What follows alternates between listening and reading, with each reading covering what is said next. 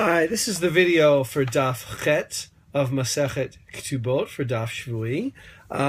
Today's daf is all about either the what we call the Sheva Brachot, or in the Talmudic terms, Birkat Chatanim, the bridegroom's blessing. And then there is a long, fascinating sugya about the Birkat Avelim, the mourner's blessing, recited at various times, either immediately after the funeral or at meals during the Shiva. As you probably know, we don't do the Birkat Avelim, the mourner's blessing, anymore.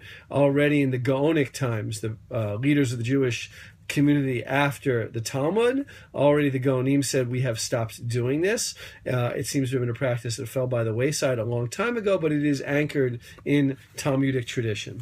And as I often do in these videos, I want to bring something that's a little bit beyond the daf. And one of my favorite books, a very interesting book, is by a teacher at the Schechter Institute named Shmuel Glick, or Naga Alehem, which was written in memory of his son who was killed during, I believe it was the Lebanon War.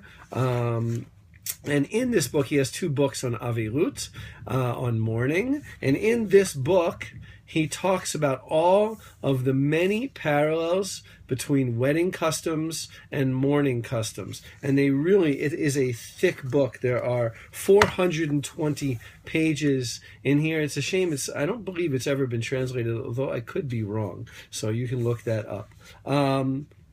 So I just thought it would be interesting to read even some of the titles of the chapters, just to talk about some of the areas in which there is a parallel, either in halacha, in observance, or in the Talmudic discussion of mourning and of marriage customs. So, Chapter 1, I'll skip. Chapter 2, nullification of Torah study in order to either bring in a bride or to take out the dead, to bury the dead. Those we learned about that in Megillah, if you were with us for our previous Masechet, and those are discussed in parallel fashion in the Talmud. The use of instruments, musical instruments, both in the kala, in the bride, in the wedding customs, and in funeral customs, where we certainly learned, and we will learn in this Masechet, about the flute, playing of the flute, the use of eggs in both marriage and in funeral customs. You're probably used to the idea that eggs are a sign of mourning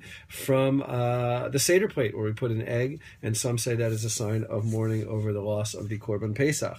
The fast of a groom and on the day of his chuppah, and the fast of an avel, of a mourner. Today the mourners do not fast, but there was a custom for the mourners to fast. The idea that the chuppah and death both atone for sins, discussed for in parallel fashion in the Talmud. The use of candles and flames at a wedding and a funeral. The putting of ashes on the head of either the bridegroom or the mourner. The use of a hadas, of the myrtle, both in the wedding customs and in the burial of the dead. The use of shrouds and the wearing of shrouds, the wearing of special clothing. Going on to the second part of the book, the use of a chuppah in both the wedding, obviously, but even the use of a chuppah during the funeral. Dancing and walking around in circles, both at the nisuin, at the marriage, and in the burial. Breaking of the cup. Again, many of these are customs that we're familiar with from one place to the other, but little did you know until you read this book that they were actually in both weddings and in funerals. The breaking of the cup you're familiar with from the wedding, but there is a custom of breaking a cup when preparing the dead for burial. The topic of our page is the comparisons between the bracha said at the wedding and the bracha for the mourners. And in this, there are many, many chapters, many parallels. For instance, the requirement to have new people present in order to say the bracha. The requirement for a minyan, the issue of whether to say them on Shabbat, the use of wine. All of these are parallels between the two rituals. Shmirah, this idea of guarding occurs both for the bride and the groom, and for the mourner and for the dead body. And of course, what you're probably most familiar with is the 7 days. The idea that there are rituals for 7 days, both the Shiva for mourning and the Shivat Yemei HaMishteh, the 7 days of the wedding feast. So this is, as I said, it was a 400-page book. You can look for it in English by Shmuel Glick. It is very interesting reading. And I think that now that I've shown it to you, I am going to go back and read it over again the first opportunity that I have.